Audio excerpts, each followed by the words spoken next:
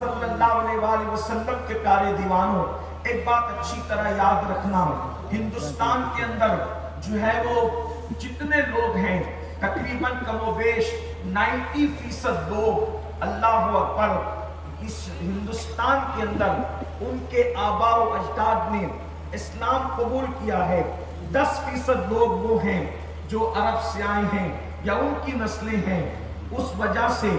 بہت ساری چیزوں میں ایسا ہے کہ لوگ اسلام تو قبول کر چکے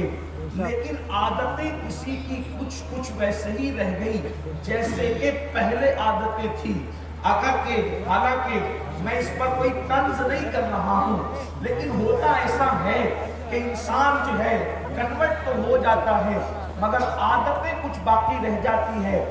آئیے تھوڑا سا آخرت میں ہونا کیا ہے اس کا تصور کرتے ہیں۔ ایک بات آپ سے کہتا ہوں، خوش فہمیوں کی دنیا الگ ہے، حقیقتوں کی دنیا الگ ہے، شاعری کی دنیا الگ ہے، حدیث مصطفیٰ کی دنیا الگ ہے، کہانی قصوں کی دنیا الگ ہے، قرآن مقدس کی آیتوں کی کائنات الگ ہے۔ اللہ اکبر۔ آئیے ذرا ہم اپنی فکر کر لیں، بہت بے فکر ہو گئے، نماز نہیں پڑھیں گے پھر بھی جنتی ہے، رمضان مبارک کے روزے نہیں رکھیں گے پھر بھی جنتی ہے، زکوٰۃ چور بنیں گے پھر بھی جنتی ہے، زکوٰۃ نہیں دیں گے پھر بھی جنتی ہے، عورتوں پہ پاپ کی نظریں ڈالیں گے پھر بھی جنتی ہے، اللہ اکبر چوریاں کریں گے پھر بھی جنتی ہے، مسجدوں کو ویران کریں گے پھر بھی جنتی ہے۔ یہ کیسی جنت لکھا کر کے لائے ہو؟ حالانکہ ہم تو قرآن میں دیکھ رہے ہیں کہ نبی کا بیٹا بھی اگر نبی کے نقش قدم سے ہٹ رہا ہے تو قرآن نبی کے بیٹے کو جہنمی کہہ رہا ہے،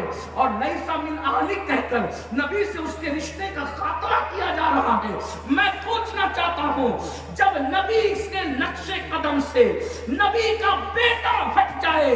تو اس کو نبی سے کاٹ دیا جاتا ہے، اگر امتی نبی کے نقش قدم سے ہٹ جائے تو پھر امتی کا رشتہ کتنا رہ جاتا ہوگا؟ کیا تمہیں نہیں پتا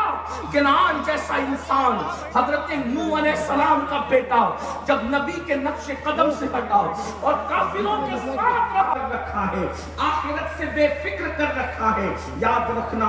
دنیا کے اندر وہ قوم کبھی اللہ کی خشیت کی طرف نہیں آ سکتی، دنیا کے اندر وہ قوم کبھی عبادت کی طرف راغب نہیں ہو سکتی، دنیا کے اندر وہ قوم کبھی ترقی کی راہ کی مسافر نہیں بن سکتی جس قوم کے اندر فکر آخرت نہ ہو، اللہ رب العزت کی بارگاہ میں جواب دینے کا تصور نہ ہو۔ یاد رکھیں، اللہ کے حبیب علیہ السلام نے جو قوم نمک اور کافور میں فرق نہیں کر سکتی تھی، ان کے دلوں میں فکر آخرت پیدا کر کے ان کو اللہ کی